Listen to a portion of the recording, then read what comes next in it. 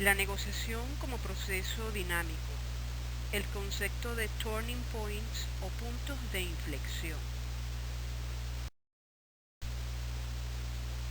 El punto central de este artículo es que la negociación es un proceso extremadamente dinámico.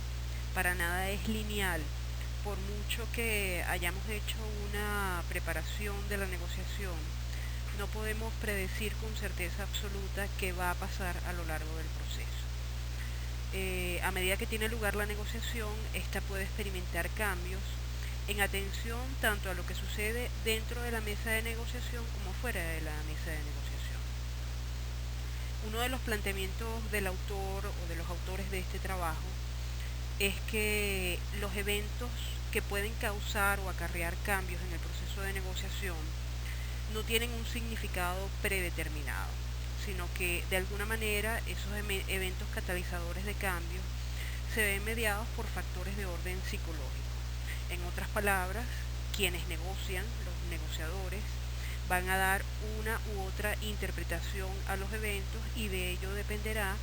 cuál será el efecto que tales eventos tengan en el proceso de negociación. Entonces, la influencia de los eventos catalizadores de cambios va a estar intermediada por factores de orden psicológico que pueden ser, por ejemplo, cambios en los estados emocionales o estados de ánimo de los negociadores, cualquier elemento de sorpresa que se presente, la manera en cómo ellos procesan la información acerca de sus contrapartes, por ejemplo. También esos eventos o la influencia que tendrán puede estar mediada por factores de orden relacional. Aquí entrarían, entre otros, las diferencias en el nivel de poder o las asimetrías de poder entre quienes negocian, el nivel de confianza recíproca que exista entre las partes o el grado de interdependencia o de imbricación mutua que exista entre las partes de la negociación. Para comprender el análisis que realizan los autores de cómo los eventos pueden acarrear cambios en el proceso de negociación, es importante manejar un marco teórico mínimo. Y aquí hay tres conceptos fundamentales que son esenciales para comprender el texto. En primer lugar está el concepto de eventos precipitantes o precipitants, que son todos aquellos hechos observables que suscitan cambios en la negociación. Y estos hechos pueden darse al interior de la mesa de negociación, es decir, ser internos, o pueden ser de naturaleza externa, tienen lugar fuera de la mesa de negociación. Luego están los resultantes o departures, que viene a ser la reacción que tienen las personas, los negociadores, ante esos eventos precipitantes. Finalmente estarían las consecuencias o los outcomes, que vienen a ser los resultados ocasionados por los eventos precipitantes y sus resultantes, es decir, tanto por los hechos observables como por la reacción de las partes ante estos hechos, ¿no? Las consecuencias o resultados derivados de la conjunción de los eventos precipitantes y los resultantes o departures pueden ser tanto de naturaleza positiva, si contribuyen a que se logre un acuerdo en la mesa de negociación, o pueden ser negativas si dificultan que se logre un acuerdo dentro de la mesa de negociación.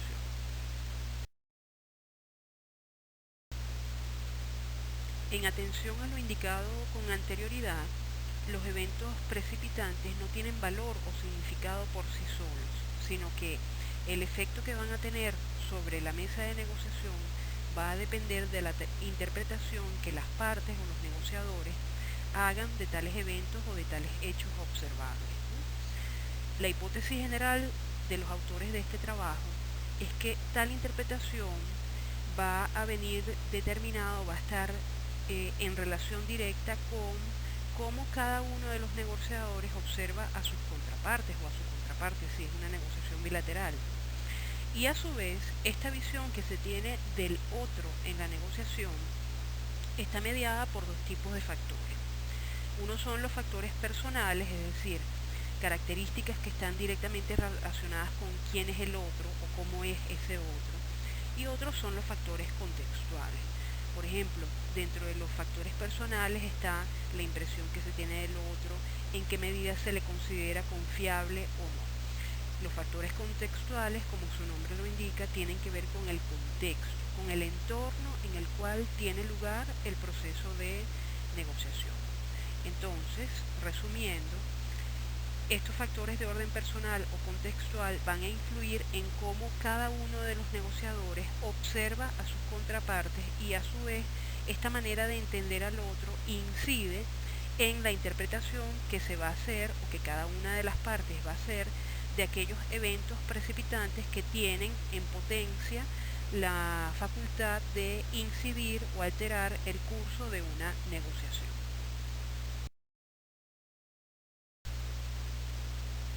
¿Cómo es la incidencia de ese elemento interpretativo? Es decir, ¿cómo influye la interpretación que los negociadores hagan de los eventos precipitantes, ¿no? Si los negociadores, si las partes de la negociación tienen filtros interpretativos positivos, es decir, tienen apreciaciones positivas respecto al otro y respecto al contexto, tendrán una mayor predisposición a interpretar o analizar esos eventos precipitantes como positivos, es decir, como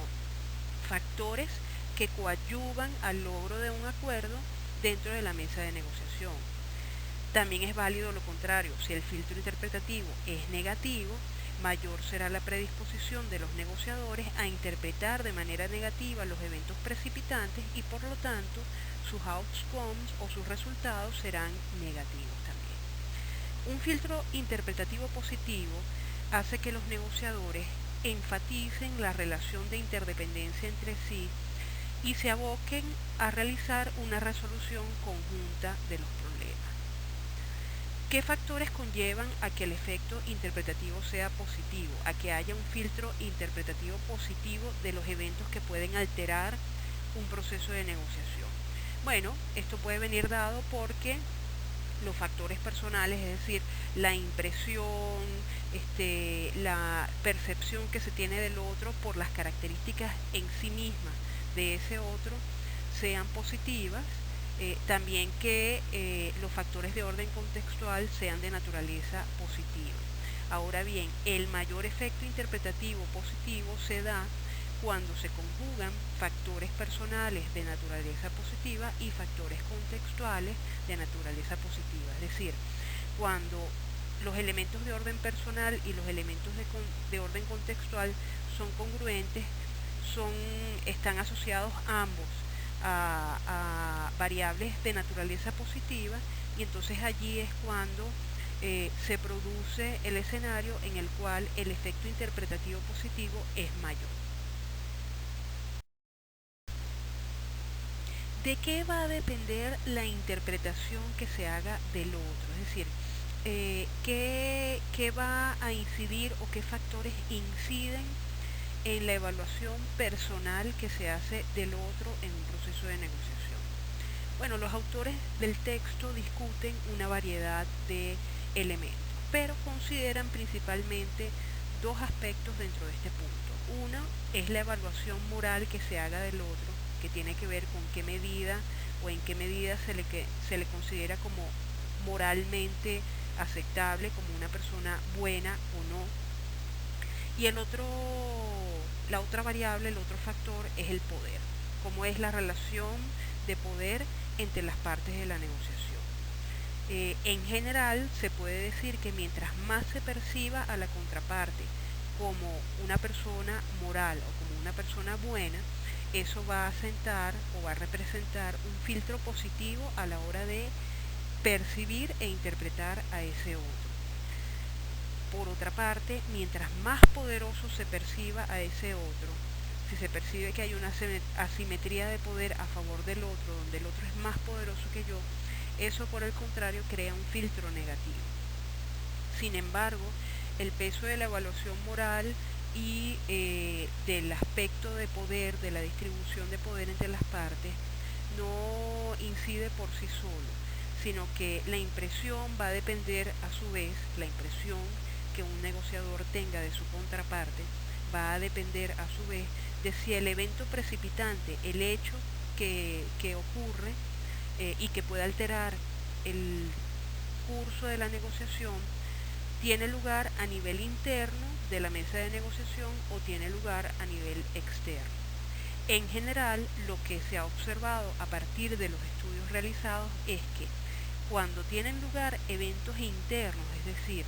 dentro de la mesa de negociación, tienden a cobrar más fuerza los factores personales a la hora de hacer una interpretación de tales eventos. Mientras que cuando los eventos son externos a la mesa de negociación, cuando ocurre algo fuera de la mesa de negociación, la interpretación que se va a hacer de ese hecho va a depender mayormente de los factores de orden contextual. Con la finalidad de analizar la influencia de los eventos internos a la mesa de negociación y los eventos externos y la combinación compleja que se da entre los factores de orden personal y los factores de orden contextual, lo que hacen los autores de este trabajo es diseñar dos experimentos. El experimento 1 está destinado a medir el impacto que tienen los factores o eventos externos a la mesa de negociación, concretamente dos tipos de eventos. Las llamadas crisis, que vendrían a ser eventos que en principio pudieran resultar negativos, y el otro tipo de eventos se denomina avance, que se supone que son hechos o eventos que en principio deberían tener una connotación de naturaleza positiva. En el segundo experimento, lo que procuran los autores del trabajo es medir cuál es el impacto de los factores internos, es decir, aquellos que tienen lugar dentro de la mesa de negociación. Para cada uno de los dos experimentos, los autores elaboran una serie de hipótesis, algunas de las cuales logran confirmar, otras no logran alcanzar resultados concluyentes como para soportar esas hipótesis. ¿Cuáles fueron los resultados obtenidos con cada uno de los experimentos? ¿Qué se observó a partir del experimento 1? Bueno, se observó, por ejemplo, el gran efecto que tiene la percepción respecto a la relación de poder entre las partes. Uno de los resultados de este primer experimento es que tanto para los eventos calificados como crisis como para los eventos calificados como avances, cuando las partes percibieron que el otro tenía mayor poder, esto agudizó la premura de estas partes por alcanzar un acuerdo, es decir, les llevó a concluir que era particularmente necesario conseguir prontamente un acuerdo, lo cual no necesariamente se tradujo en comportamientos concretos de parte de los negociadores para concretar prontamente ese acuerdo. Lo que está diciendo esta primera conclusión es que la presencia de esa simetría de poder, tanto en los eventos de tipo crisis como en los eventos de tipo avance, lo que llevaron a los negociadores fue a interpretar que era mucho más urgente lograr pronto un acuerdo, pero no necesariamente estos negociadores hicieron cosas para concretar rápidamente ese acuerdo. Sintieron la necesidad, pero no necesariamente se comportaron conforme a esa necesidad. El experimento 1 también puso en evidencia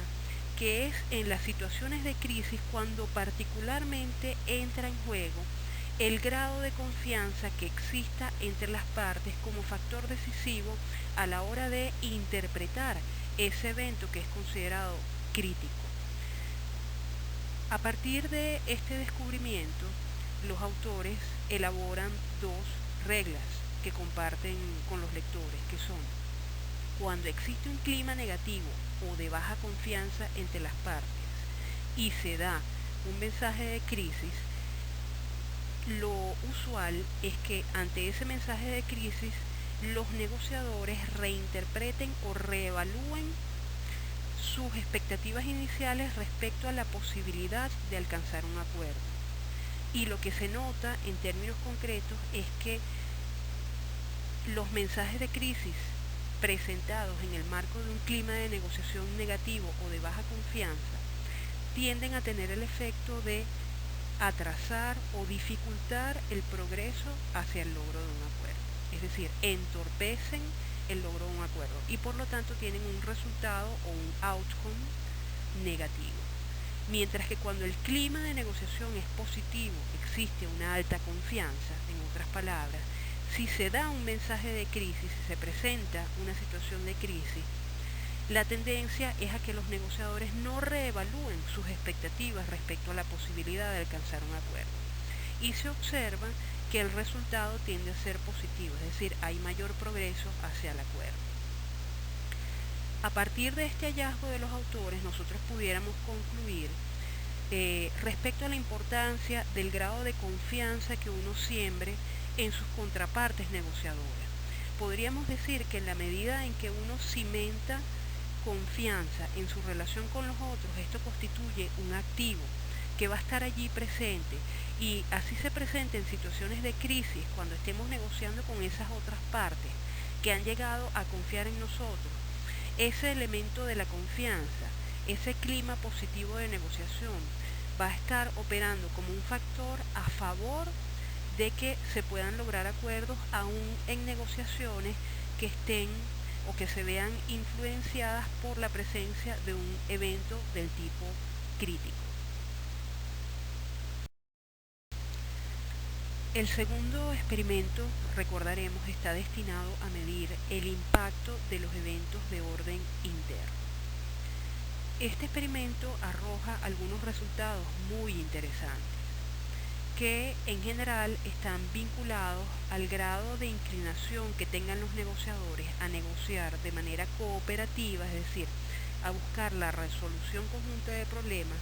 o el grado en que tengan un comportamiento más bien de naturaleza individualista, es decir, estén más inclinados hacia una negociación distributiva en la que yo busco ganar a costa del otro. El experimento 2 puso en evidencia que el grado o el nivel en que las partes en una negociación van a identificar eventos precipitantes positivos va a depender de que al menos una de esas partes tenga una inclinación cooperativa a la hora de negociar. ¿Esto qué significa? Que si tenemos un conjunto de negociadores y al menos uno de ellos tiene la inclinación a negociar de manera cooperativa, integrativa, pudiéramos decir, aquellos eventos que se presenten internamente a la mesa de negociación, va a haber mayor facilidad de interpretar o de identificar precipitantes positivos, es decir, eventos con influencia positiva, gracias a la presencia de ese negociador con inclinación cooperativa. La presencia de al menos un negociador con inclinación cooperativa se ve reforzada a su vez por otro tipo de variables, es decir, el efecto de interpretación de los eventos como positivos se va a hacer más fuerte o se va a exacerbar en la medida en que los otros sean percibidos como menos poderosos o se considere que las contrapartes son altamente predecibles. En otras palabras, lo que esto nos está diciendo es que cuando se presentan eventos de naturaleza interna al interior de la mesa de negociación, va a haber mayor inclinación a darse cuenta de los eventos de naturaleza positiva siempre y cuando al menos uno de los negociadores tenga una inclinación cooperativa hacia la negociación. Y ese efecto de la presencia de la inclinación cooperativa de al menos un negociador se va a hacer aún más pronunciado cuando el otro o las otras partes en la negociación sean percibidas como menos poderosas o se considere que las contrapartes en la negociación son altamente predecibles, su comportamiento es considerado predecible y no hay gran incertidumbre respecto a lo que pudiera hacer el otro. En definitiva, este experimento lo que hace es reforzar la hipótesis de que mientras más benigno sea el clima en una negociación, más se verá favorecido por eventos precipitantes positivos. Entonces, nuevamente observamos cuán importante es que se cree un clima favorable en el proceso de negociación para que eso siente las bases para que haya una interpretación positiva de los eventos que pudieran presentarse y que pudieran alterar el proceso de negociación. Otro resultado del experimento número 2 es el que atañe a la influencia que tiene la percepción de que exista congruencia o diferencias entre las metas de los negociadores.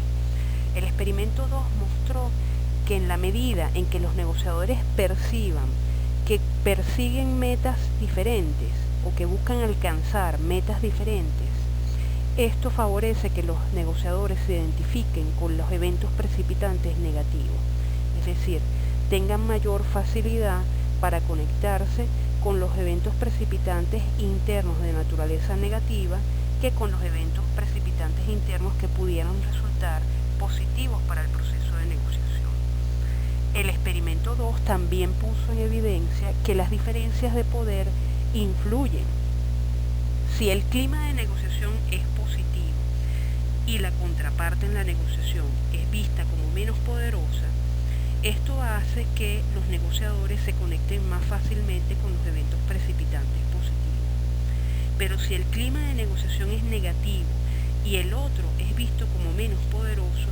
más bien cobran relevancia los eventos precipitantes negativos. Mientras que cuando el clima es negativo y el otro es visto como más poderoso, pierden relevancia los eventos precipitantes negativos. Todo esto lo que nos está mostrando es que la interpretación, la facilidad de observar un evento precipitante interno como positivo o negativo va a estar conectado con factores como cuál es la relación de poder entre las partes de la negociación o cuál es el grado de congruencia o de convergencia que existe entre las metas que perciben los negociadores dentro de la mesa de negociación. Quizás la conclusión más importante que se arroja a la luz del experimento 2 es que la presencia de negociadores con orientación cooperativa favorece el logro de resultados en la negociación, mientras que la presencia de negociadores con orientación individualista desfavorece el logro de resultados. En general y como moraleja a la luz de este trabajo, pudiéramos decir que lo importante no es tanto aprendernos el tipo de relaciones que logran establecer los autores entre las distintas variables, las variables personales como la confiabilidad o por ejemplo la distribución de poder o el peso que tienen los factores contextuales. Realmente el punto neurálgico de este trabajo es la reflexión que podemos hacer a partir del mismo acerca de la importancia del factor perceptivo. Todo lo que ocurra en torno o dentro de una mesa de negociación por sí solo no necesariamente va a tener un efecto positivo o negativo respecto a lo que pudiera ocurrir en esa mesa de negociación, sino que va a depender de cuál sea la percepción que finalmente tengan las partes de la negociación sobre esos hechos o sobre esos eventos. Y como hemos visto, la interpretación o la percepción de esos hechos va a estar conectada con una variedad de factores. Por ejemplo, el grado de confianza que se tenga en el otro, qué tanto poder se le atribuya al otro, etcétera, etcétera.